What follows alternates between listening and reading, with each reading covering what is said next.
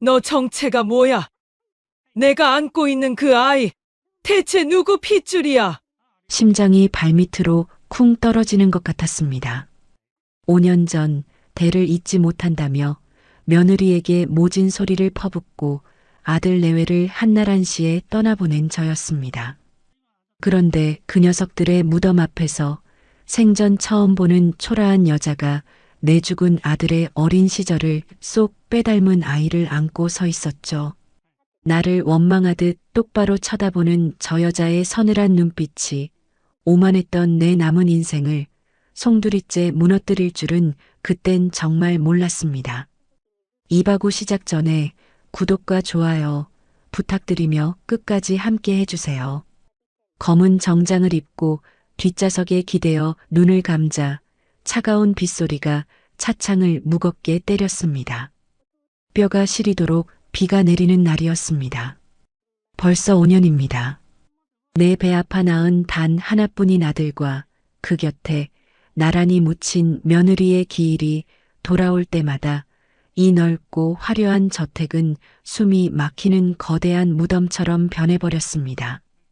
평생을 수천 명의 직원을 호령하며 머리 꼭대기에서 군림해온 강 회장이라는 이름표도 자식을 가슴에 묻은 늙은 어미 앞에서는 한낱 부질없는 허울일 뿐이었습니다.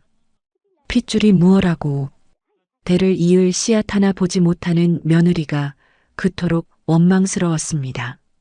가문을 이어야 한다는 지독한 집착에 눈이 멀어 매일같이 독살스러운 말로 그 가여운 것을 모질게 찔러댔습니다. 성녀, 가문을 끊어먹을 몹쓸 년, 조상님들 뵐 면목이 없게 만드는 흉측한 것. 내 입에서 나간 그 날선 말들이 비수가 되어 그 아이의 가슴을 난도질할 때 아들은 내 바짓가랑이를 붙잡고 울며 애원했었습니다. 어머니, 제발 그만하세요. 우리 부부 그냥 이대로 살게 제발 내버려 두십시오. 하지만 나는 그 애절한 울부짖음을 매몰차게 쳐냈습니다. 내 자식을 잡아먹을 듯한 그 오만과 고집이 결국 두 아이를 한나란시의 차가운 아스팔트 위에서 피투성이로 죽게 만들 줄 알았다면 내 혀를 깨물어서라도 그 입을 다물었을 것입니다. 창밖으로 쏟아지는 빗줄기가 마치 그날 며느리가 부엌 구석에 주저앉아 남몰래 흘렸던 피눈물 같아 숨을 쉬기가 버거웠습니다. 죄책감이라는 무거운 돌덩이가 가슴을 짓누르는 고통 속에 운전기사가 받쳐주는 우산을 쓰며 차에서 내렸습니다. 산중턱에 자리한 아들 내외의 묘소는 회색빛 안개에 휩싸여 유난히 더 차갑고 쓸쓸해 보였습니다. 비탈진 길을 오르며 지팡이를 쥔 손에 잔뜩 힘을 주었습니다. 한 걸음 한 걸음 옮길 때마다 무릎이 꺾일 듯 아려왔지만 5년 전 그날처럼 쓰러져 남들에게 약한 모습을 보일 수는 없었습니다. 나는 꼿꼿해야만 했습니다. 그것이 내가 남은 생을 버텨내는 유일한 방식이었으니까요. 그런데 묘소 입구에 다다랐을 때 나는 빗물에 젖은 내 두 눈을 강하게 비벼야만 했습니다. 아무도 찾지 않아야 할 내 아들의 비석 앞에 누군가 서 있었습니다. 빗방울이 스며들어 어깨가 흠뻑 젖은 낡은 회색 카디건을 걸친 젊은 여자. 그리고 그 여자의 품에 단단히 안겨있는 조그마한 사내아이. 여자의 발치에는 내가 늘 아들에게 꺾어다 바치던 새하얀 백합이 이미 놓여 있었습니다. 누가 감히 내 아들의 무덤에 그것도 기일 아침 일찍부터 찾아와 꽃을 놓았단 말인가. 친척들도 발길을 끄는 지 오래인 이 외로운 무덤에 말입니다. 내 목구멍에서 거친 쇳소리가 터져나왔습니다. 누구야? 누군데 남의 자식 무덤 앞에 서 있는 거요?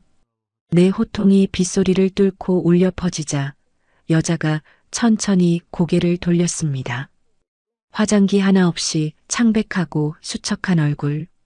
낡고 초라한 행색이었지만 여자의 눈빛만큼은 묘하게 단단하고 서늘했습니다.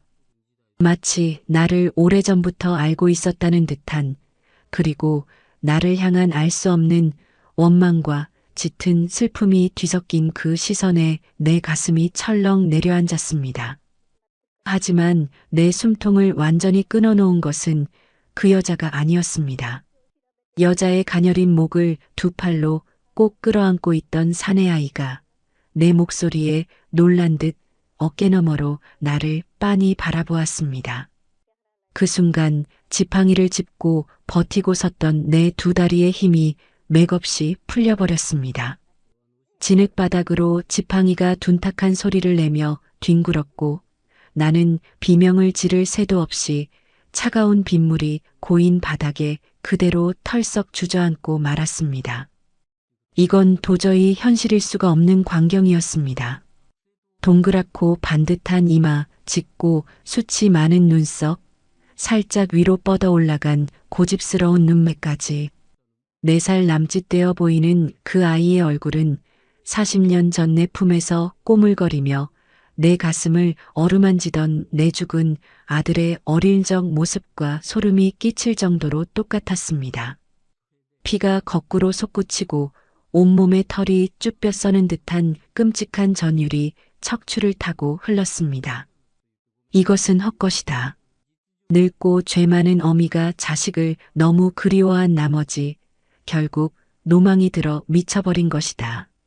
그렇게 생각하며 부들부들 떨리는 두 손으로 주름진 내 얼굴을 감싸쥐었습니다. 숨이 턱턱 막혀왔습니다. 하지만 아이는 환영이 아니었습니다.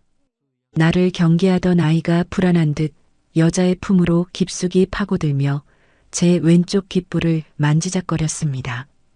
당황하거나 겁을 먹으면 무의식적으로 늘 왼쪽 귓불을 비비적거리던 내 아들의 오랜 버릇. 그 사소하고도 절대적인 핏줄의 증거 앞에서 나는 짐승의 울음 같은 거친 숨을 토해낼 수밖에 없었습니다. 내 머릿속이 하얗게 부서져 내렸습니다. 저 여자는 누구란 말인가? 내 아들이 밖에서 씨를 뿌렸다는 말인가? 아니, 내 아들은 절대 그럴 위인이 못 된다. 못난 어미의 구박 속에서도 며느리만 바라보며 방패막이가 되어주던 바보같이 착한 녀석이었다. 그렇다면 저 아이는 대체 무엇이란 말인가? 어떻게 저리도 똑같은 핏덩이가 내 아들 비석 앞에 버젓이 살아 숨쉬며 서 있단 말인가? 여자가 아이의 머리를 쓰다듬으며 서둘러 한 걸음 뒷걸음질을 쳤습니다. 도망치려는 그 몸짓을 보는 순간 이성을 잃은 나는 진흙탕을 기어가듯 필사적으로 두 손을 뻗어 여자의 바짓단을 거칠게 움켜쥐었습니다. 어딜 가? 어딜 도망가? 내가 안고 있는 그 아이 대체 누구 핏줄이야? 빗물이 뺨을 타고 쉴 새 없이 흘러내려 눈앞을 하얗게 가렸지만 나는 악착같이 고개를 들어 여자를 노려보았습니다. 여자는 내 거친 손길에 움찔 놀라면서도 아이가 행여나 다칠세라 두 귀를 꼭 막아주며 나를 단호하게 내려다보았습니다. 놔주세요. 잘못 찾아온 것 같습니다. 여자의 목소리는 빗물에 젖어 가늘게 떨리고 있었지만 핏기가 가신 입술을 꽉 깨문 그 얼굴에는 절대로 아이를 빼앗기지 않겠다는 지독한 어미의 도끼가 서려 있었습니다. 잘못 찾아왔다고? 내 아들 무덤 앞에서 내 죽은 아들 얼굴을 껍질째 벗겨다 놓은 듯 똑같은 아이를 안고 있으면서 잘못 찾아와? 순간 걷잡을 수 없는 의심과 시커먼 분노가 용암처럼 끌어올랐습니다. 돈을 노리고 접근한 꽃뱀이 틀림없다. 죽은 내 아들의 유전자라도 훔쳐다가 사기극을 벌여 내 재산을 뜯어내려는 끔찍하고 파렴치한 속셈이 분명하다. 거짓말 마. 그 얼굴을 하고서 감히 내 눈을 속이려 들어? 넌 대체 누구냐고. 악에 바친 내 절규가 비석에 부딪혀 산산조각이 나며 산기슭을 울렸습니다. 하지만 여자는 대답 대신 아이를 제 품에 부서질 듯 더욱 세게 안고는 내 손을 매몰차게 뿌리쳤습니다. 진흙투성이가 된 내 늙은 손바닥 위로 차가운 비만 야속하게 쏟아져 내렸습니다. 빗속으로 빠르게 멀어져가는 여자와 아이의 작은 뒷모습을 보며 나는 진흙바닥을 주먹으로 내리치며 가슴을 쥐어뜯었습니다. 내 아들의 핏줄이 살아있다. 영영 끊어져 버린 줄 알았던 우리 가문의 씨앗이 저 초라하고 천박해 보이는 여자의 품에서 숨을 쉬고 있다. 대체 5년 전 죽은 내 아들과 며느리에게 무슨 일이 있었던 걸까요? 저 여자는 내 아들의 숨겨진 과거일까요? 아니면 노인의 슬픔을 노리고 꾸며낸 끔찍한 악마일까요? 내 남은 목숨을 다 바쳐서라도 저 아이의 진짜 정체를 알아내고야 말 것입니다. 비에 젖은 상복을 입은 채 저택으로 돌아온 날 나는 도우미들의 부축마저 거칠게 뿌리쳤습니다. 뼈마디로 파고드는 한기 때문이 아니었습니다. 내 죽은 아들의 얼굴을 도둑질한 그 아이의 환영이 눈앞을 떠나지 않아 온몸이 통제할 수 없이 사시나무처럼 떨리고 있었습니다. 김비서, 당장 그 여자 찾아내.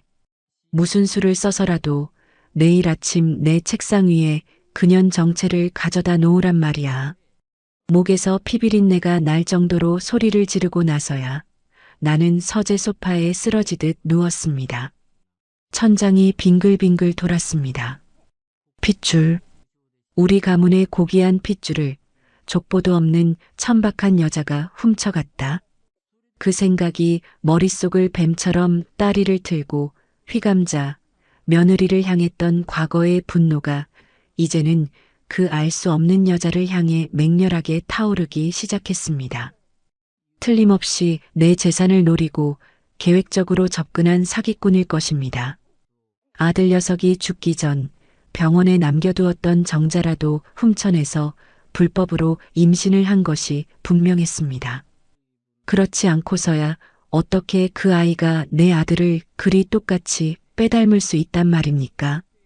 다음 날 아침 김 비서가 내민 서류 봉투를 낚아채듯 열어보았습니다. 이수진, 32살, 미혼모. 서류에 적힌 그녀의 삶은 처참했습니다. 산동네 곰팡이 핀 반지하 방에 살며 낮에는 식당 주방에서 설거지를 하고 밤에는 부업을 하며 그 아이 지훈이를 키우고 있었습니다. 하지만 내 두 눈을 의심하게 만든 건 그녀의 가난이 아니었습니다. 회장님, 이상한 점이 있습니다.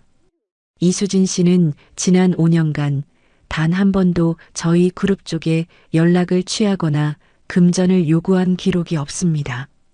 주변 사람들에게도 아이 아빠는 죽었다고만. 김 비서의 말에 나는 서류를 책상 위로 거칠게 내던졌습니다. 소반전의 단서 앞에서 나는 잠시 혼란스러웠지만 평생을 의심과 통제로 살아온 나의 오만함은 곧바로 더 독한 결론을 만들어냈습니다. 어리석긴. 그래서 전현이 무서운 꽃뱀이라는 거야. 핏덩이 안고 와봐야 유전자 검사니 뭐니 시끄러워질 테니까. 아이 얼굴이 완벽하게 내 아들을 빼닮을 때까지 내 눈으로 보고 단박에 무너져 내릴 때까지 5년을 숨죽이고 기다린 거야. 아주 지독하고 영악한 년이라고. 나는 혀를 차며 자리에서 일어났습니다. 감히 내 머리 꼭대기에 올라앉아 내 지갑을 열려하는 그 요망한 수작을 내 손으로 직접 짓밟아 주어야 속이 풀릴 것 같았습니다. 그 길로 나는 수진이 일한다는 허름한 백반집을 찾아갔습니다. 기름때가 찌든 장판 바닥. 쉰내가 나는 식당 구석에서 수진은 앞치마를 두른 채 산더미 같은 뚝배기를 닦고 있었습니다. 최고급 비단 코트를 입고 식당 문을 열어젖힌 내 등장에 식당 안의 공기가 얼어붙었습니다. 나를 발견한 수진의 창백한 얼굴이 순식간에 굳어졌습니다. 고무장갑에서 뚝뚝 떨어지는 거품물이 그녀의 발등을 적시고 있었지만 그녀는 미동조차 하지 못했습니다. 나는 기사가 닦아놓은 의자에 앉지도 않은 채 들고 온 돈 봉투를 수진의 발밑으로 휙 던졌습니다. 툭 하고 두툼한 봉투가 낡은 타일 바닥에 떨어졌습니다. 얼마면 돼? 내 아들 씨를 훔쳐다 키운가? 그걸로 쳐줄 테니 당장 아이 내놓고 떨어져. 내 차가운 독설에 수진의 어깨가 움찔 떨렸습니다. 나는 그녀가 당장 돈 봉투를 주워들고 바닥에 엎드려 자비를 구하거나 더 많은 액수를 부르며 흥정할 거라 믿어 의심치 않았습니다. 그것이 내가 평생 보아온 가난한 자들의 천박한 본성이었으니까요. 어떻게 그 아이를 만들었는지 모르겠지만 감히 내 죽은 아들 얼굴을 방패 삼아 내 돈을 뜯어낼 심산이었다면 번지수를 잘못 짚었어. 난 내 핏줄이 아니면 이런 한 푼도 안 흘리는 사람이야. 이 돈 챙겨서 조용히 사라져. 안 그러면 내년이 아이를 불법으로 훔쳐나은 죄 감옥에서 평생 썩게 만들어줄 테니까. 내 협박에 식당 주인조차 숨을 죽였습니다. 그런데 고개를 숙이고 있던 수진이 천천히 고무장갑을 벗더니 내 앞으로 다가왔습니다. 바닥에 떨어진 돈 봉투를 주워드는 그녀의 손끝이 파르르 떨리고 있었습니다. 거봐라, 결국 돈 앞에서는 본색을 드러내는 법이지. 나는 속으로 코웃음을 치며 그녀를 비웃었습니다. 하지만 수지는 돈 봉투를 열어보지도 않은 채 식당 탁자 위에 그것을 조용히 올려놓았습니다. 그리고는 핏기가 가신 입술을 질근 깨물며 나를 똑바로 쳐다보았습니다. 두려움에 떨면서도 절대 꺾이지 않으려는 그 단호하고 맑은 눈동자에 내 가슴 한구석이 묘하게 찔려왔습니다. 가져가십시오. 저는 회장님 돈 단 한 푼도 바란 적 없습니다. 뭐야? 이제 와서 액수가 적다 이거야? 지훈이는 제 아이입니다. 제가 배 아파 낳은 제 목숨입니다. 돈으로 아이를 사고 팔려는 분께는 더 이상 드릴 말씀 없습니다. 돌아가십시오. 그녀의 말은 작았지만 단단했습니다. 내 모욕적인 폭언 앞에서도 끝내 변명하지 않고 가난한 자신의 존엄을 지켜내는 그 모습. 순간 5년 전 내가 며느리를 향해 독설을 퍼부었을 때 묵묵히 눈물만 흘리며 입술을 깨물던 내 불쌍한 며느리의 얼굴이 수진의 얼굴 위로 겹쳐 보였습니다.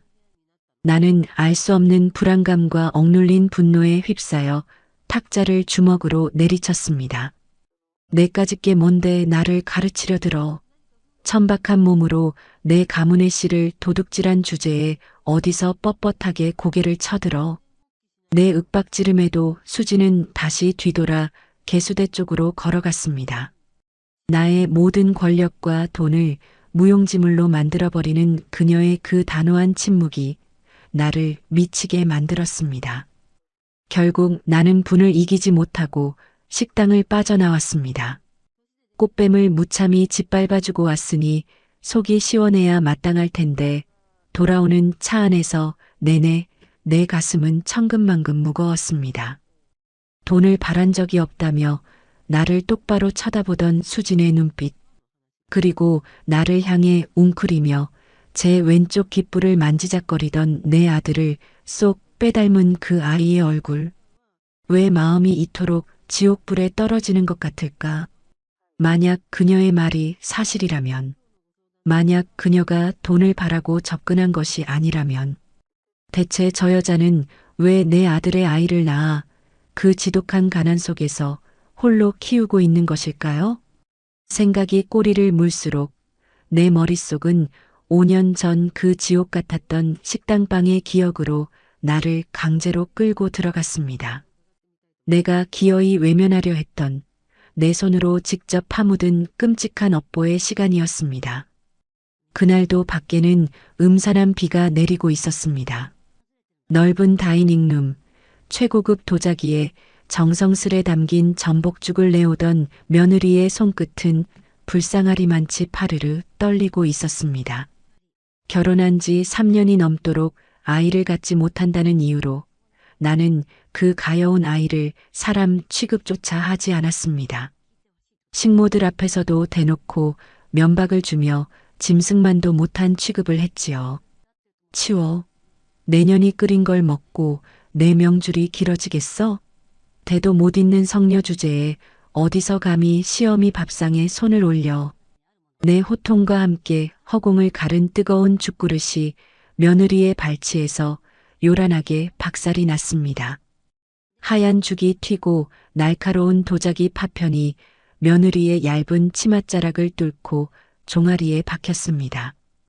붉은 피가 스며 나오는 것을 두 눈으로 똑똑히 보면서도 내 입에서는 독사 같은 저주가 멈추지 않았습니다. 조상님들 뵐 면목이 없다. 내 집안의 씨를 말려 죽일 몹쓸 년. 당장 내 아들 곁에서 떨어져 나가지 못해? 내년이 찰거머리처럼 들러붙어 있으니 내 아들 앞길에 막아 끼는 거 아니야. 그 모진 말들이 심장에 비수가 되어 꽂혔을 텐데도 며느리는 피가 흐르는 맨 무릎으로 유리 파편 위에 꿇어 앉았습니다. 그리고는 두 손이 찢어지는 것도 모른 채 허겁지겁 바닥을 닦으며 짐승처럼 오열했습니다. 어머니, 잘못했습니다. 제가 다 잘못했어요. 제가 더 노력하겠습니다. 제발 내치지만 말아주세요. 그 처절한 울부짖음. 두 손을 싹싹 비비며 내 발등에 눈물을 뚝뚝 흘리던 그 가여운 희생과 굴복을 나는 싸늘하게 짓밟았습니다. 퇴근하고 돌아와 그 참상을 본 아들이 며느리를 끌어안고 내게 제발 그만하시라며 피를 토하듯 소리쳤을 때 나는 오히려 두 사람을 향해 평생 지워지지 않을 대못을 박았습니다. 차라리 둘 다 내 눈앞에서 사라져버리라고 말입니다. 그리고 며칠 뒤 두 아이는 정말로 싸늘한 주검이 되어 내 눈앞에서 영영 사라져버렸습니다. 아! 짐승 같은 비명이 내 늙은 입술을 뚫고 터져나왔습니다. 소파 팔걸이를 부여잡고 무너져 내린 나는 가슴을 퍽퍽 소리가 나도록 쳐댔습니다. 숨을 쉴 수가 없었습니다. 내가 죽였다. 내 오만과 지독한 핏줄에 대한 집착이 내 착한 아들과 며느리를 그 차가운 아스팔트 위에서 피투성이로 죽게 만들었다.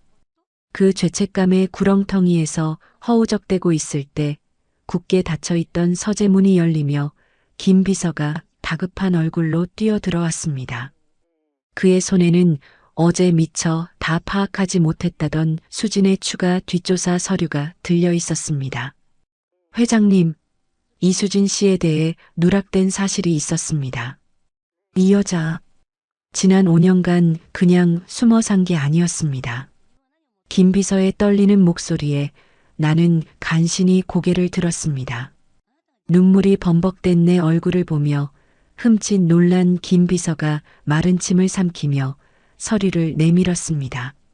사채업자들에게 쫓기고 있었습니다. 죽은 아이 아빠가 남긴 빚인지 아니면 본인의 빚인지 출처를 알 수 없는 거액의 사채를 떠안고 지난 5년간 이사를 10번도 넘게 다니며 지옥처럼 살았습니다. 뭐라고? 사채업자들에게 쫓겨? 순간 내 눈에 이체가 돌았습니다. 거봐라. 결국 돈에 쪼들리는 밑바닥 인생이 아니더냐. 하지만 김 비서의 다음 말은 나의 알량한 확신을 산산조각 내버렸습니다. 그런데 회장님, 이상합니다. 3년 전 달동네 단칸방에 사채업자들이 들이닥쳐 집기들을 다 때려 부수고 수진 씨를 무자비하게 폭행한 적이 있었답니다. 동네 사람들의 증언에 따르면 그 여자가 머리채를 잡혀 끌려다니면서도 방구석에 있는 아이만은 제 몸을 웅크려 끝까지 지켜냈다고 합니다. 내 심장이 철렁하고 발밑으로 곤두박질 쳤습니다. 그렇게 죽을 만큼 매를 맞고 빚쟁이들에게 시달렸으면서도 단 한 번도 저희 그룹 쪽에 연락해서 아이를 빌미로 돈을 요구한 적이 없습니다. 꽃뱀이라면 핏줄을 무기로 당장 회장님을 찾아와 빚부터 갚아달라고 협박하는 게 상식 아닙니까? 그런데 그 여자는 피투성이가 된 얼굴로 아이를 안고 또다시 야반도주를 하며 제 힘으로 그 아이를 거뒀습니다. 말도 안 돼. 그건 상식적으로 있을 수 없는 일이었습니다. 수천억 자산가인 할머니가 시퍼렇게 살아있는데 그깟 사채 빚에 시달리면서도 아이를 무기로 쓰지 않았다고? 돈 봉투를 보지도 않고 거절하던 수진의 맑은 얼굴이 다시금 내 눈앞에 아른거렸습니다. 지훈이는 제 아이입니다. 제가 배 아파 낳은 제 목숨입니다. 그녀의 그 단호한 목소리가 이제는 날카로운 바늘이 되어 내 온몸의 혈관을 찔러댔습니다. 몸이 사시나무처럼 떨려왔습니다. 만약, 정말로 만약에 그 아이가 내 죽은 아들의 진짜 핏줄이라면, 그렇다면 나는 5년 전 며느리에게 한 짓도 모자라 내 핏줄을 지키기 위해 피투성이가 되어가며 그 지옥을 버텨낸 가여운 어미에게 또다시 돈 봉투를 던지며 짐승 취급을 한 것이 아닙니까? 안 돼. 그럴 리가 없어. 내 아들이 밖에서 그런 짓을 했을 리가 없어. 나는 미친 사람처럼 서류를 허공에 찢어 던졌습니다. 눈앞이 하얗게 전멸했습니다. 더 이상 이 지독한 의심과 불안 속에서 단 1분 1초도 숨을 쉴 수가 없었습니다. 진실을 알아야겠습니다. 내 눈으로 직접 확인하지 않고서는 이 지옥 같은 업보의 사슬에서 벗어날 수 없었습니다. 나는 바닥에 주저앉은 채로 김 비서의 바짓가단을 미친 듯이 움켜쥐었습니다. 김 비서, 당장 가서 그 아이 머리카락이든 칫솔이든 훔쳐와. 내 아들이 쓰던 유품하고 당장 유전자 검사 의뢰해. 누구도 모르게, 쥐도 새도 모르게 당장 해오란 말이야. 내 비명 같은 명령에 김 비서가 황급히 방을 빠져나갔습니다. 넓고 텅 빈 서재에 홀로 남겨진 나는 찢어진 서류 조각들이 흩어진 바닥을 기어다니며 짐승처럼 앓는 소리를 냈습니다. 벽에 걸린 낡은 괴종시계의 초침 소리가 마치 내 목을 조르는 사형 집행인의 발소리처럼 귓가를 때렸습니다. 유전자 검사 결과를 기다리는 그 피 말리는 시간 동안 나는 미친 사람처럼 저택구석에 자물쇠가 채워진 별채 창고로 향했습니다. 내 아들의 과거, 혹은 내 아들이 밖에서 만났을지도 모를 그 여자에 대한 단 한 줌의 단서라도 찾아내야만 미쳐버릴 것 같은 숨통이 트일 것 같았으니까요. 회장님, 창고는 먼지가 많습니다. 저희가 찾겠습니다. 뒤따라온 도우미들을 매몰차게 물리고 육중한 창고 문을 걸어 잠갔습니다.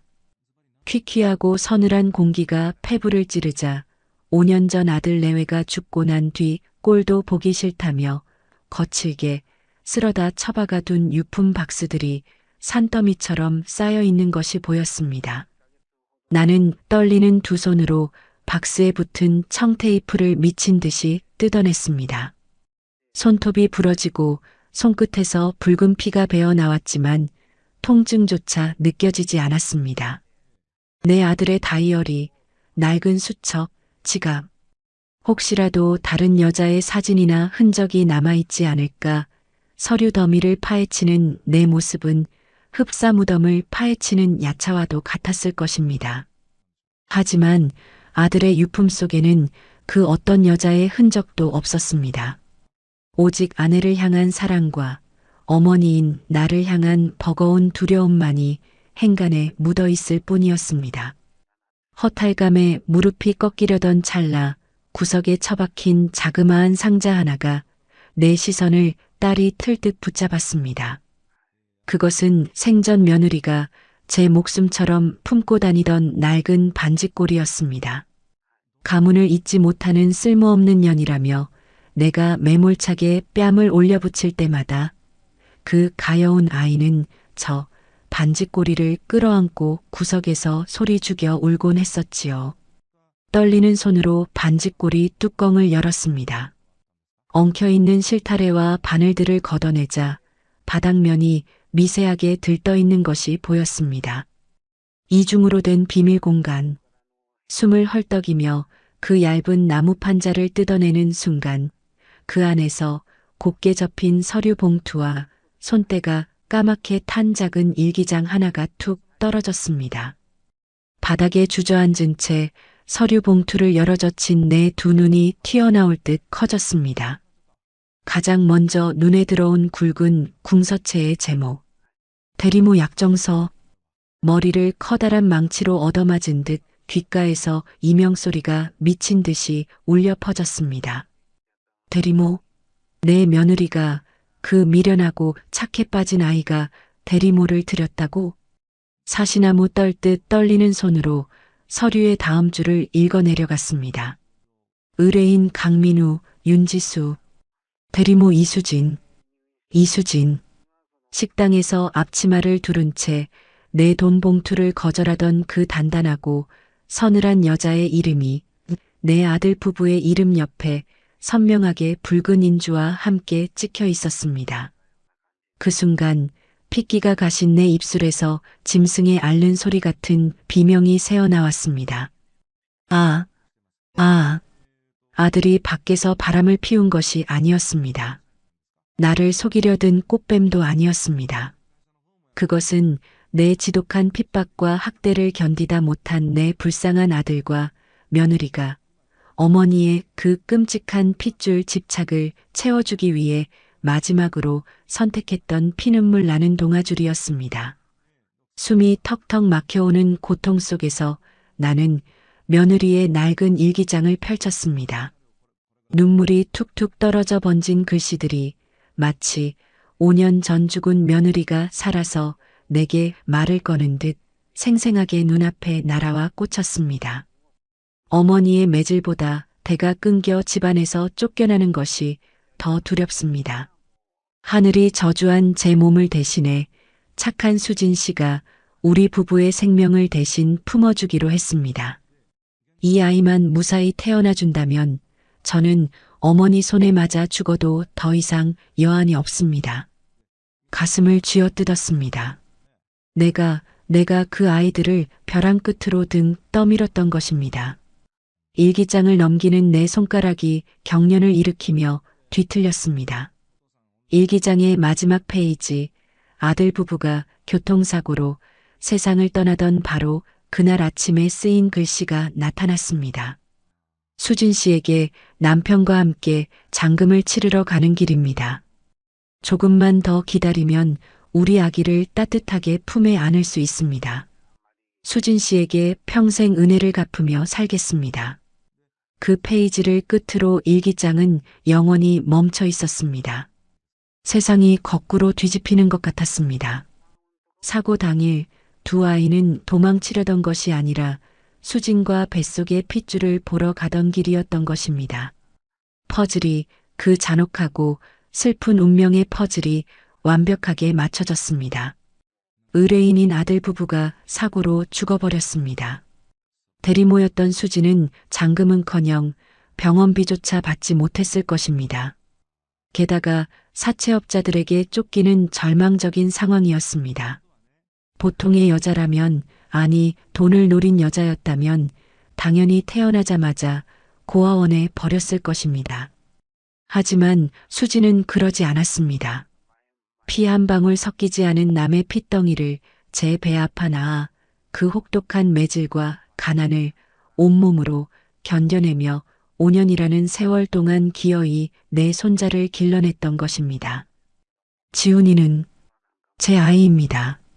제가 배 아파 낳은 제 목숨입니다. 돈 봉투를 밀어내던 수진의 목소리가 환청처럼 귓가를 때렸습니다. 그것은 가증스러운 거짓말이 아니었습니다.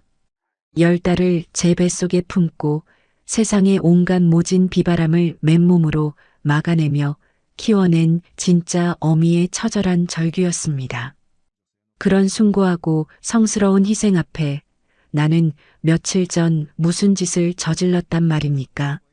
내 핏줄을 지켜준 은인의 얼굴에 돈 봉투를 던지며 도둑년 취급을 하고 감옥에 처넣겠다며 그 가녀린 어깨를 무참히 짓밟아버린 것입니다. 내가 무슨 짓을. 창고 바닥에 먼지를 뒤집어 쓴 채 나는 일기장을 가슴에 끌어안고 짐승처럼 뒹굴었습니다. 아가, 지수야, 민우야, 애미가 잘못했다. 이 천벌을 받을 늙은이가 눈이 멀어 너희들을 죽이고 그 은인마저 짐승처럼 물어뜯었구나. 피 토하듯 쏟아지는 통곡이 서늘한 창고 안을 가득 채웠습니다. 내 평생을 지탱해온 재벌 회장이라는 얄팍한 자존심 가문과 핏줄이라는 오만한 껍데기가 산산조각이 나며 발밑으로 허물어져 내렸습니다. 유전자 검사 결과 따위는 이제 필요조차 없었습니다. 그 맑고 슬프던 수진의 눈동자, 내 아들의 버릇을 그대로 하던 지훈이의 작은 손짓이 모든 진실을 말해주고 있었으니까요. 먼지 구덩이 속에서 얼마나 짐승처럼 울부짖었는지 모릅니다. 문짝을 부술 듯 두드리는 도우미들의 손에 이끌려 창고 밖으로 끌려 나왔을 때 평생 꼿꼿했던 강 회장의 모습은 온데간데 없고 넋이 나간 늙고 초라한 죄인 하나만이 바닥을 기고 있었습니다. 내 손에 꽉 쥐어진 며느리의 일기장. 내 아들의 핏줄을 지키기 위해 기꺼이 지옥불로 뛰어든 수진의 그 숭고한 희생이 적힌 낡은 종이 위로 끊임없이 핏물 같은 눈물이 뚝뚝 떨어져 내렸습니다. 그때였습니다. 복도 끝에서 김비서가 사색이 된 얼굴로 뛰어왔습니다. 그의 손에는 하얀 서류 봉투가 들려 있었습니다.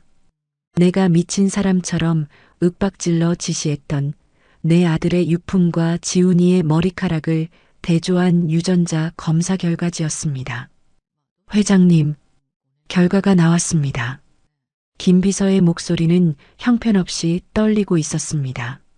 나는 바닥에 주저앉은 채로 피가 맺힌 손을 뻗어 그 서류 봉투를 낚아챘습니다. 종이를 찢듯 봉투를 열어 젖히자 맨 뒷장에 붉은 인쇄로 찍힌 숫자가 내 두 눈을 가차없이 찔러왔습니다. 친생자 확률 99.99% 동일 북의 혈족임이 성립함. 숫자를 확인하는 순간 꺽 하는 기괴한 숨통 끊어지는 소리가 내 입에서 터져 나왔습니다. 알고 있었습니다. 일기장을 읽었을 때 이미 내 심장은 진실을 알아차렸습니다.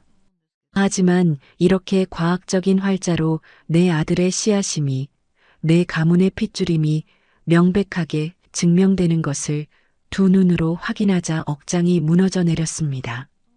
아, 내 손자다. 내 아들이 남겨놓고 간 내 불쌍한 손자야. 나는 결과지를 가슴에 품고 대리석 바닥을 뒹굴며 오열했습니다. 내 가슴을 퍽퍽 소리가 나도록 주먹으로 내리쳤습니다. 내가 무슨 짓을 저지른 것입니까?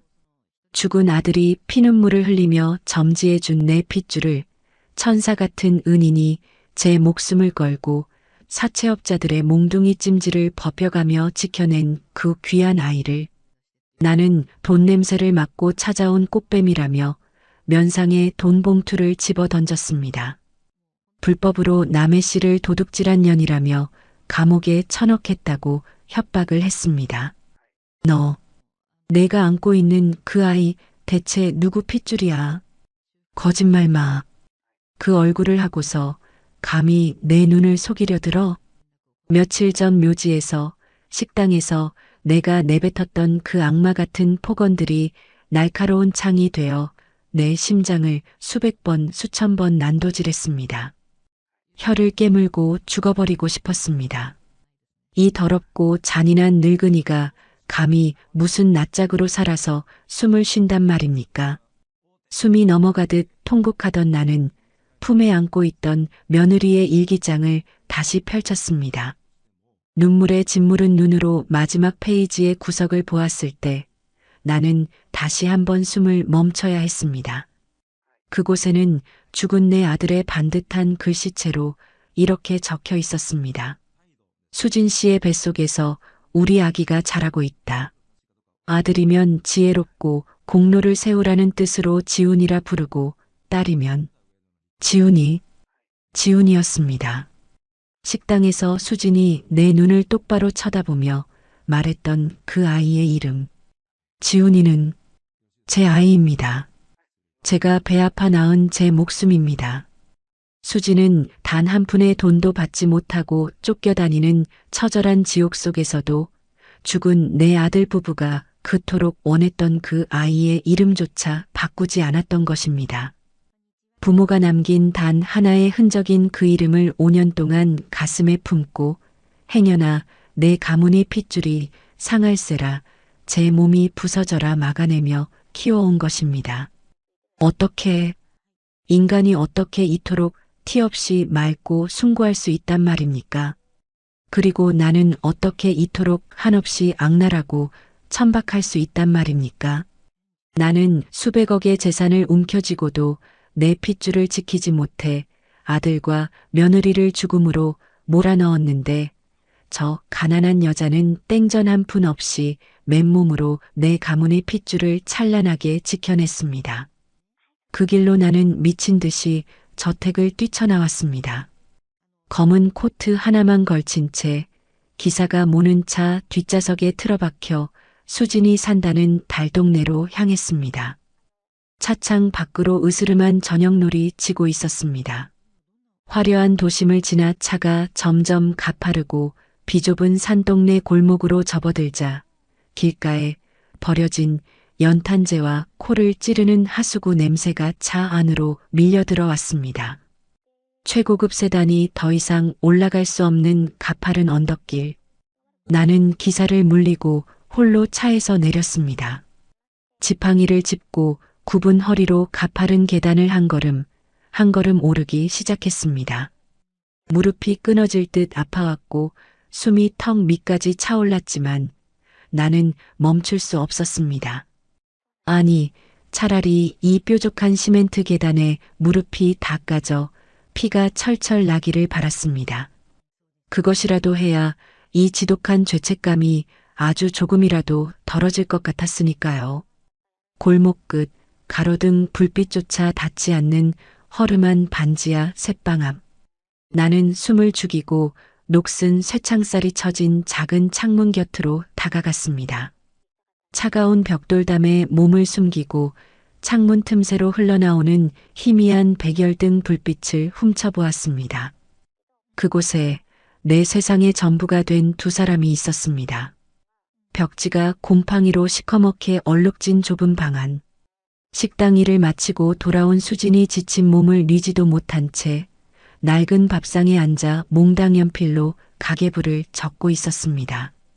그녀의 손마디는 부르터 있었고 창백한 얼굴에는 고단함이 짙게 배어 있었습니다. 그리고 그 옆 해진 이불 위에서 엎드려 스케치북에 그림을 그리는 작은 아이. 내 아들의 어린 시절을 소름 끼치도록 빼닮은 내 핏줄. 지훈이었습니다. 엄마, 이거 봐. 내가 우리 집 그렸어.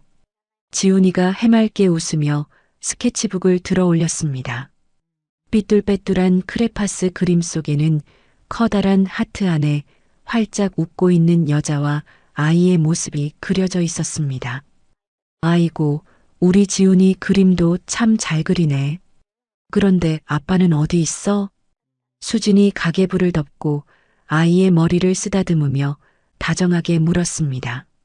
나는 창살을 부여잡은 손에 피가 통하지 않을 정도로 힘을 주며 두 사람의 대화에 귀를 기울였습니다. 아빠는 하늘나라에서 우리 지훈이 지켜보고 있지. 엄마가 그랬잖아. 아빠가 하늘에서 별이 돼서 밤마다 지훈이 안아주러 온다고. 그 천진난만한 아이의 목소리에 내 심장이 갈기갈기 찢겨나갔습니다. 수지는 아이를 품에 꼭 끌어안았습니다. 맞아. 우리 지훈이 아빠, 그리고 진짜 예쁜 천사 엄마가 하늘에서 매일매일 우리 지훈이 지켜주고 있어. 그러니까 우리 지훈이 씩씩하게 자라야 해. 알았지? 수진의 눈에서 맑은 눈물이 툭 떨어져 아이의 머리칼을 적셨습니다. 피 한 방울 섞이지 않은 남의 아이. 자신을 미혼모로 만든 원망스러운 의뢰인의 아이일 텐데도 수지는 단 한 번도 아이의 진짜 부모를 원망하지 않도록 그 가여운 영혼을 하늘의 천사로 만들어 아이의 가슴 속에 심어준 것입니다. 창살을 쥔 내 두 손이 부들부들 떨렸습니다. 입을 틀어막지 않으면 짐승 같은 오열이 터져나와 당장이라도 저 방 안의 평화를 깰 것만 같았습니다. 나는 차가운 시멘트 바닥에 털썩 무릎을 꿇고 말았습니다.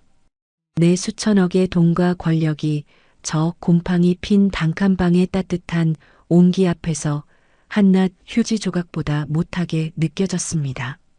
내가 그토록 짓밟고 모욕했던 저 여자가 내 아들을 하늘의 별로, 내 며느리를 예쁜 천사로 만들어 이 더러운 세상으로부터 내 손자를 완벽하게 지켜내고 있었습니다. 차가운 밤바람이 내 젖은 뺨을 때렸습니다.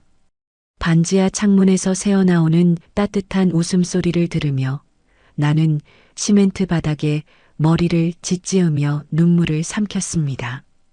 천벌을 받을 이 늙은 죄인이 감히 저렇게 맑고 단단한 두 사람 앞에 나서서 내가 내 할머니다라고 나설 자격이 단 한 톨이라도 남아 있을까요? 당장이라도 방문을 부수고 들어가 내 새끼를 품에 안고 싶지만 내가 던진 돈 봉투에 찢긴 수진의 심장을 무엇으로 꿰맬 수 있단 말입니까? 지옥 같은 5년의 세월을 보상하기 위해 내 남은 생명과 내 모든 재산을 다 내어놓는다 해도 과연 저 중고한 어머니가 이 악마 같은 나를 용서할 수 있을까요? 저택으로 돌아온 나는 뜬 눈으로 밤을 지새웠습니다. 화려한 실크 이불 위에 누워 있자니 식당에서 종일 서서 일하고 돌아와 얇고 해진 이불을 덮고 새우잠을 자고 있을 수진의 창백한 얼굴과 내 손자의 작은 몸집이 떠올라 가슴이 갈기갈기 찢어지는 듯 했습니다. 날이 밝자마자 나는 김비서를 불렀습니다. 김비서, 당장 수진이를 괴롭히는 그 사채업자 놈들부터 찾아가. 이자까지 쳐서 그깟 빚 다 갚아버리고 다시는 그 근처에 얼씬도 못하게 뼈도 못 추리게 밟아놔. 그리고 그 여자가 빚을 지게 된 차용증과 장부 싹 다 내 앞에 가져와. 김비서가 황급히 뛰어나간 후 나는 거실을 서성이며 피가 마르는 시간을 보냈습니다. 대체 죽은 내 아들 부부가 장금을 치르러 가다가 변을 당했으니 수지는 돈 한 푼 받지 못한 채 거리에 나앉았을 것입니다. 하지만 그렇게 쫓기는 와중에도 왜 고아원에 아이를 맡기지 않고 그 무서운 사채까지 끌었으며 지옥불로 걸어 들어갔단 말입니까? 몇 시간 뒤 사채업자들의 아지트를 쓸어버리고 돌아온 김비서의 손에는 피 묻은 차용증과 장부들이 들려 있었습니다. 그리고 김비서의 입에서 나온 그 끔찍한 진실은 간신히 버티고 섰던 내 두 다리를 다시 한번 무참히 꺾어버리고 말았습니다. 회장님, 이수진 씨가 처음 사채를 쓰게 된 이유를 확인했습니다. 아들 내외분의 사고 소식을 뉴스로 접한 수진 씨가 그 자리에서 극심한 충격으로 쓰러져 하혈을 했다고 합니다. 그래서 지훈 도련님이 예정일보다 한 달이나 일찍 미숙아로 태어났고 심장에 문제가 있었다고 합니다. 뭐라고? 당장 수술을 하지 않으면 아이가 죽는다는 의사의 말에 수진 씨는 병원비를 구하러 맨발로 뛰어다녔습니다. 돈이 될 만한 장기는 다 팔겠다며 브로커를 찾아갔지만 그마저도 여의치 않자 결국 신체 포기 각서를 쓰고 가장 악질적인 사채업자에게 그 거액을 빌린 것이었습니다. 도련님의 인큐베이터 비용과 심장 판막 수술비였습니다. 아, 하늘이시여. 나는 장부를 끌어안고 카펫 위로 쓰러지며 짐승처럼 울부짖었습니다. 내 핏줄을 살리려고, 내 아들의 숨통을 이어주려고 그 가여운 것이 제 몸을 찢어내던졌구나. 그런데 나는 그 은인에게 무슨 짓을 한 것이냐? 핏줄도 섞이지 않은 남의 아이였습니다. 자신을 불행으로 몰아넣은 원망스러운 사람들의 핏덩이였습니다. 그냥 병원에 두고 도망쳤다면 수지는 지난 5년의 청춘을 사채업자에게 짓밟히며 살지 않아도 되었을 것입니다. 하지만 수지는 기꺼이 제 목숨을 담보로 잡히고 사채 빚을 끌어다 내 손자의 멈춰가는 심장을 다시 뛰게 만들었습니다. 그 은혜를 그 거룩하고 무거운 목숨값을 나는 식당 바닥에 던진 몇 장의 지폐 쪼가리로 퉁치려 했던 것입니다. 숨이 넘어가듯 통곡하던 나는 비틀거리며 자리에서 일어났습니다. 도저히 이 화려한 지옥 같은 집구석에 단 1분 1초도 앉아 있을 수가 없었습니다. 그 길로 나는 다시 수진의 동네로 향했습니다. 이번에는 내가 회장이라는 사실을 들킬까 두려워 가장 허름한 외투를 걸치고 모자를 깊게 눌러 쓴 채였습니다. 골목 모퉁이에 숨어 쥐죽은 듯 서 있자니 얼마 지나지 않아 낡은 유치원 가방을 맨 지훈이의 손을 잡고 언덕을 오르는 수진의 모습이 보였습니다. 매서운 칼바람이 부는 날씨였습니다. 수진은 자신이 입고 있던 얇은 카디건마저 벗어 지훈이의 작은 몸을 꽁꽁 싸매주고는 정작 자신은 맨바람을 맞으며 연신 기침을 해대고 있었습니다. 그녀의 발을 내려다보던 나는 심장이 덜컥 내려앉았습니다. 지훈이의 운동화는 때 하나 없이 하얗고 깨끗하게 빨아 신겼는데 수진이 신고 있는 구두는 밑창이 다 달아 비틀어지고 뒤꿈치가 다 까져 피딱지가 앉아 있었습니다. 자신은 피를 흘리며 가시밭길을 걸으면서도 아이의 발에는 가장 깨끗한 길만 내어주고 싶었던 그 미련하고도 중고한 어미의 마음. 나는 골목 전봇대 뒤에 숨어 입을 틀어막고 소리 없는 오열을 토해냈습니다. 당장이라도 달려가 내 외투를 벗어 그 가녀린 어깨에 덮어주고 내 손자를 품에 안고 엉엉 울고 싶었지만 나 같은 죄인이 감히 그 성스러운 모정에 끼어들 자격이 없었습니다. 그날부터 나는 매일 수진의 주변을 맴돌았습니다. 내 이름을 숨긴 채 동네 슈퍼를 통해 쌀과 과일, 가장 따뜻한 고기와 지훈이의 옷가지를 단칸 방문 앞에 몰래 쌓아두고 지켜보았습니다. 돈 봉투를 이름 없는 우편함에 넣어보기도 했습니다. 내가 가진 돈으로 아주 조금이나마 그 고단한 삶의 짐을 덜어주고 싶었습니다. 하지만 수지는 내가 몰래 두고 간 고기와 옷가지들을 발견하고도 단 한 번도 그것을 방 안으로 들이지 않았습니다. 대신 그것들을 들고 동네 주민센터를 찾아갔습니다. 어느 분이 잘못 두고 가신 것 같아요. 저희는 이런 거 받을 이유가 없는 사람들입니다. 꼭 주인을 찾아주세요. 자신은 김치 쪼가리에 맨밥을 물 말아 먹으면서도 이유 없는 호의는 단호하게 거절하는 그 대쪽 같은 꼿꼿함. 그 모습을 멀리서 지켜보며 나는 철저하게 깨달았습니다. 수진의 그 투명하고 단단한 영혼은 내가 가진 수천억의 돈으로도 결코 사거나 위로할 수 없다는 것을요. 돈으로 모든 것을 해결하려 했던 내 평생의 오만방자함이 저 가난하지만 고귀한 어미 앞에서는 한낱 더러운 휴지 조각에 불과하다는 것을 말입니다. 나는 더 이상 어둠 속에 숨어 돈으로 속죄하는 비겁한 짓을 멈추기로 했습니다. 은혜를 원수로 갚은 이 끔찍한 악행의 사슬을 끊어내는 유일한 방법은 수백억의 수표도 익명의 선물도 아니었습니다. 내 남은 인생을 걸고 내 모든 지위와 허울을 벗어던진 채 그 아이들 발밑에 엎드리는 것뿐이었습니다. 비록 내 이마가 깨져 피가 흐르고 수진이 내 뺨에 침을 뱉고 나를 저주한다 하더라도 나는 기꺼이 그 형벌을 달게 받을 것입니다. 먹구름이 걷히고 희미한 달빛이 산동네의 좁은 골목을 비추고 있었습니다. 나는 수진과 지훈이 있는 단칸방 창문을 향해 깊이 고개를 숙였습니다. 기다려라 아가. 이 못나고 죄 많은 할미가 내일은 기필코 내 발밑에 내 모든 것을 내려놓고 천벌을 빌러가마. 날이 밝기가 무섭게 나는 기사를 재촉해 수진이 일하는 백반집으로 향했습니다. 식당 문을 열고 들어서자 이른 아침부터 홀로 무거운 육수통을 나르던 수진과 눈이 마주쳤습니다. 나를 발견한 수진의 눈동자에 순간 짙은 경계심과 피곤함이 스쳤습니다. 또다시 돈 봉투를 들고 와 자신을 모욕하고 아이를 빼앗아 가려는 줄 알았을 테지요. 수진이 차가운 목소리로 입을 열려던 찰나였습니다. 나는 지팡이를 바닥에 내던지고 한치의 망설임도 없이 그 차갑고 딱딱한 식당 바닥에 두 무릎을 꿇었습니다.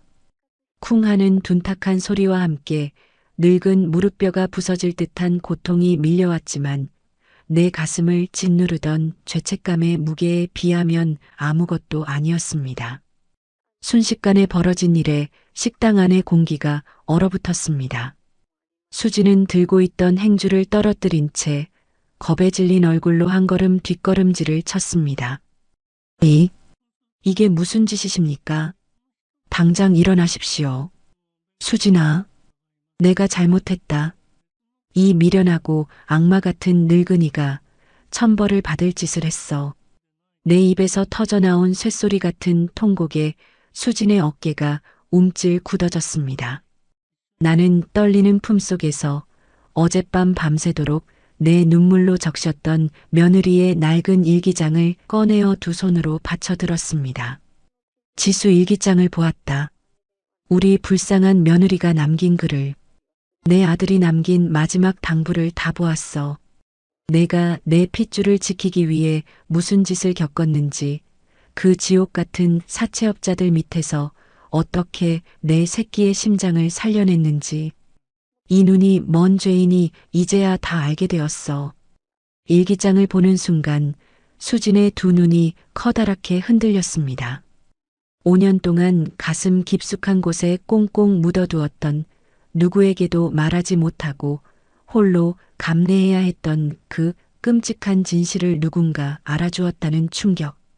바위처럼 단단하게 버티고 있던 수진의 얼굴이 일그러지기 시작하더니 핏기가 가신 입술 틈으로 참을 수 없는 신음이 새어나왔습니다. 용서해라. 내 아들 부부가 너에게 가다가 그렇게 허망하게 죽었을 때 내가 얼마나 무섭고 막막했을지 짐작조차 가지를 않는다. 병원에 혼자 내버려져서 그 핏덩이를 안고 쫓겨다닐 때 내가 너를 찾아 돌보았어야 했는데 내가 눈이 멀어 너를 짐승처럼 짓밟았구나. 나를 때려라. 침을 뱉고 내 머리채를 쥐어뜯어라. 내 분이 풀릴 때까지 내 목숨을 가져가도 좋다. 나는 바닥에 이마를 찌으며 피를 토하듯 오열했습니다. 내 진심 어린 참회 앞에 결국 수진의 가슴 속에 5년간 겹겹이 쌓여있던 지독한 한의 둑이 처참하게 무너져 내렸습니다. 이제 와서 알아주시면 대체 무슨 소용이 있습니까? 수진의 날카로운 절규가 식당 안을 찢어질 듯 울렸습니다. 그녀는 짐승처럼 울부짖으며 내 앞으로 다가와 주저앉았습니다. 두 손으로 제 가슴을 미친 듯이 퍽퍽 치며 토해내는 그 처절한 원망에 내 심장도 갈기갈기 찢겨나갔습니다. 미안하다. 돈이 목적이었다면 당장 고아원에 버렸을 겁니다. 하지만 사모님이 일기장에 제 걱정을 보셨다면서요. 저한테 그토록 따뜻하게 대해주셨던 분들의 마지막 남은 생명인데 어떻게 버립니까? 제가 배가 고파 수돗물로 배를 채울지언정 우리 지훈이만큼은 남부럽지 않게 키우겠다고 이 악물고 버텼습니다. 그런데 그런 저한테 돈 봉투를 던지며 꽃뱀 취급을 하시다니요. 불법으로 씨를 도둑질했다며 감옥에 처넣겠다고 하시다니요. 수지는 두 손으로 얼굴을 감싸 쥔 채 바닥에 엎드려 통곡했습니다. 짐승의 울음소리 같은 한 맺힌 어미의 피눈물이었습니다. 나는 차마 고개를 들지 못하고 수진의 치맛자락을 부여잡은 채 끊임없이 눈물만 쏟아냈습니다. 어떤 변명도 할 수 없는 나의 완벽하고도 끔찍한 죄였습니다. 그런데 한참을 미친 듯이 울부짖던 수진의 입에서 예기치 못한 슬프고 애달픈 고백이 터져 나왔습니다. 나를 향한 저주와 원망으로 끝날 줄 알았던 그녀의 눈물이 죽은 내 아들 부부를 향한 지독한 그리움과 그동안 홀로 견뎌야 했던 공포로 변해 흘러넘치고 있었습니다. 무서웠어요. 너무 무서웠단 말이에요, 회장님. 우리 지훈이가 밤새 열이 펄펄 끓을 때마다 사채업자들이 문을 부수고 들어와 행패를 부릴 때마다 제가 잘못되면 우리 아이는 어쩌나 무서워서 매일 밤 숨죽여 울었습니다. 저 진짜 너무 힘들었어요. 그것은 강인한 미혼모에 가면 뒤에 숨어있던 27 어린 나이에 홀로 지옥을 감당해야 했던 가녀린 여자의 처절한 속마음이었습니다. 그 말을 듣는 순간 나는 더 이상 참지 못하고 무릎걸음으로 다가가 바닥에 엎드려 우는 수진을 내 품에 꽉 끌어안았습니다. 아이고, 이 가여운 것아. 내가 얼마나 무서웠을꼬. 내가 얼마나 추웠을꼬.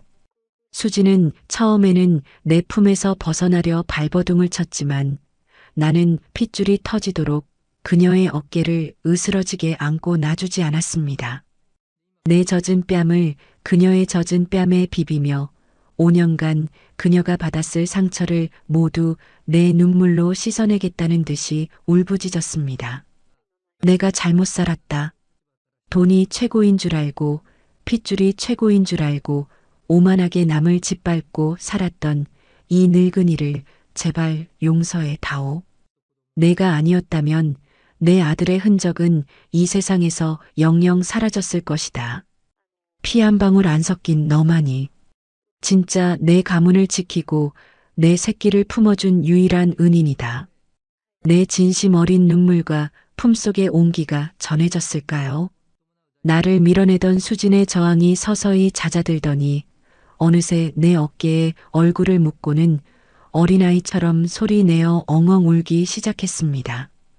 5년의 지독한 가난과 외로움 그리고 원망이 비로소 따뜻한 눈물이 되어 녹아내리는 순간이었습니다. 이제 울지 마라. 다시는 널 춥고 배고프게 두지 않으마. 남들이 뭐라 하든 하늘이 두 쪽 나든 너는 이제 내 손주의 엄마다. 내 아들이 남겨준 단 하나의 보물이야. 내가 남은 평생 내 목숨을 다 바쳐서 너와 지훈이를 지켜주마. 식당 바닥에 서로를 끌어안고 뒹구는 두 여자의 통곡 소리에 식당 주인도 비서들도 모두 고개를 돌린 채 눈물을 훔치고 있었습니다.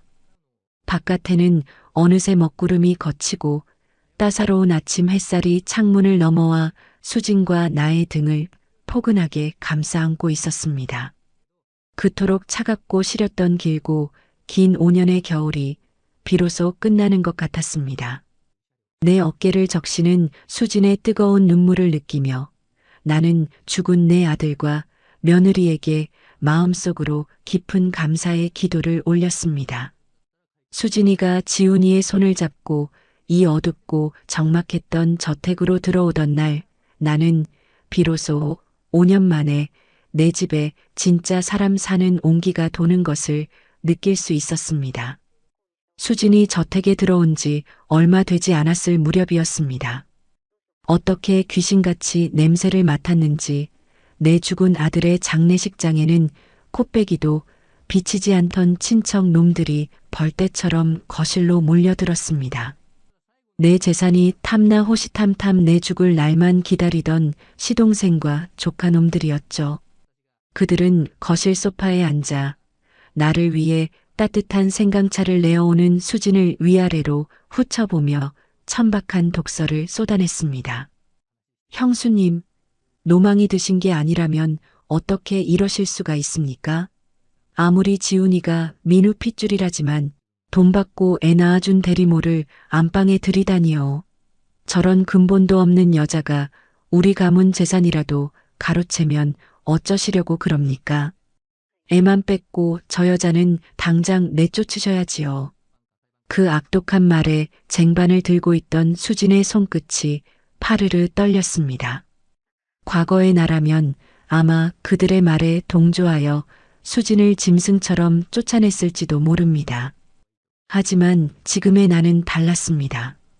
나는 자리에서 벌떡 일어나 탁자 위에 놓인 값비싼 고려청자 다기를 바닥으로 무자비하게 집어 던졌습니다. 쨍그랑 하는 파열음과 함께 친척 놈들의 얼굴이 하얗게 질렸습니다. 닥쳐라. 감히 누구 앞에서 주둥이를 함부로 놀려. 나는 분노로 온몸을 부들부들 떨며 품에서 미리 준비해 두었던 서류 뭉치를 꺼내 그들의 면상에 거칠게 뿌려버렸습니다. 허공을 흩날리는 서류들을 본 친척들의 두 눈이 튀어나올 듯 커졌습니다. 똑똑히 봐라. 내가 가진 모든 주식과 부동산, 내 전 재산은 이미 여기 있는 이수진의 이름으로 증여를 끝마쳤다. 내 죽은 아들과 며느리가 제 목숨을 바쳐 지켜낸 이 아이가 피 한 방울 안 섞였어도 내 아들의 숨통을 이어준 이 귀한 은인이 바로 내 진짜 핏줄이고 내 유일한 상속자다. 당장 내 집에서 꺼져. 내 불벼락 같은 호통에 기겁을 한 친척들은 도망치듯 저택을 빠져나갔습니다. 거실에 덩그러니 남겨진 수지는 바닥에 흩어진 증여 계약서를 보며 하염없이 눈물을 뚝뚝 흘리고 있었습니다. 회장님, 이러시면 안 됩니다. 저는 재산 같은 거 바라고 온 게 아닙니다. 저는 그냥 우리 지훈이 곁에만 있게 해주시면. 나는 다가가 수진의 젖은 두 손을 내주름진 손으로 꼭 감싸쥐었습니다. 알아. 내가 그런 것을 바랄 아이가 아니라는 걸 이내가 제일 잘 안다. 하지만 수진아, 이것은 내가 내 손자를 지켜준 값이 아니다. 내가 앞으로 이끌어갈 내 가족의 울타리란다. 그러니 제발 이제 그 딱딱한 회장님 소리 좀 거두고 나를 어머니라 불러주면 안 되겠니? 이 죄 많은 늙은이가 내 어미 노릇을 할 수 있게 허락해 다오. 내 애원 섞인 목소리에 수지는 내 가슴에 얼굴을 묻었습니다. 그리고 5년 동안 한 번도 불러보지 못했던 꽁꽁 얼어붙어 있던 그 따뜻하고 애달픈 단어를 마침내 토해냈습니다. 어머니, 우리 어머니, 흐흑. 우리는 다시 한번 부둥켜 안고 울었습니다. 하지만 이번에 흘린 눈물은 슬픔과 회한의 눈물이 아니라 서로의 찢어진 상처를 온전히 꿰매어주는 찬란한 치유의 눈물이었습니다. 그로부터 1년의 시간이 흘렀습니다. 오늘은 죽은 내 아들과 며느리의 육주기가 되는 날이었습니다. 1년 전 비바람이 몰아치고 뼛속까지 시렸던 그 묘지에 나는 다시 섰습니다. 하지만 이번에는 결코 혼자가 아니었습니다. 내 오른손에는 훌쩍 자라 어엿한 유치원생이 된 내 손자 지훈이의 따뜻한 온기가 쥐어져 있었고 내 곁에는 단정하고 기품 있는 검은 정장을 입은 수진이 미소를 지으며 서 있었습니다. 화창한 봄 햇살이 내 죽은 아이들의 비석을 금빛으로 눈부시게 비추고 있었습니다. 수진은 비석 앞에 다가가 내가 늘 바치던 새하얀 백합이 아닌 가장 화려하고 예쁜 노란 풀이 지어 꽃다발을 조심스레 내려놓았습니다. 사모님, 저 왔어요. 어머니 모시고 우리 지훈이랑 같이 왔습니다. 그곳은 춥지 않으시죠? 저희는 어머니 덕분에 매일매일이 너무 따뜻하고 행복해요. 그러니까 더 이상 미안해하지 마시고 우리 지훈이 쑥쑥 크는 거 하늘에서 편히 지켜만 봐주세요. 제가 우리 어머니랑 지훈이 제 목숨 다 바쳐서 지킬 테니까요. 수진의 그 맑고 고운 목소리에 산들바람이 불어와 우리 세 사람의 뺨을 다정하게 어루만지고 지나갔습니다. 마치 죽은 내 아들과 며느리가 고맙다며 화답을 해주는 것만 같았습니다. 아빠, 천사 엄마, 나 할머니랑 엄마랑 왔어. 나 어제 태권도에서 노란 띠 땄다. 해맑게 웃으며 비석에 뽀뽀를 하는 지훈이의 정수리를 쓰다듬으며 나는 조용히 두 손을 모아 눈을 감았습니다. 민우야, 지수야, 내 가여운 아이들아. 애미가 그곳에 갈 날이 언제가 될지 모르지만 그때까지는 너희들이 맺어준 이 귀한 천사를 내 진짜 딸로 여기며 온 마음을 다해 품어주마. 살아서 다 주지 못한 내 사랑을 이 아이들에게 다 쏟아붓고 가마. 그러니 내 강아지들, 이제는 아무 걱정 말고 그곳에서 편히 쉬거라. 가슴 깊은 곳에서 차오르는 벅찬 평온함에 가만히 미소가 지어졌습니다. 수진이 내게 다가와 내 팔짱을 다정하게 끼었습니다. 우리는 서로의 체온에 기대어 산등성이를 넘어오는 따뜻한 봄바람을 한참 동안 마주했습니다. 오늘의 이바구는 여기까지입니다. 끝까지 함께 해주셔서 감사드리며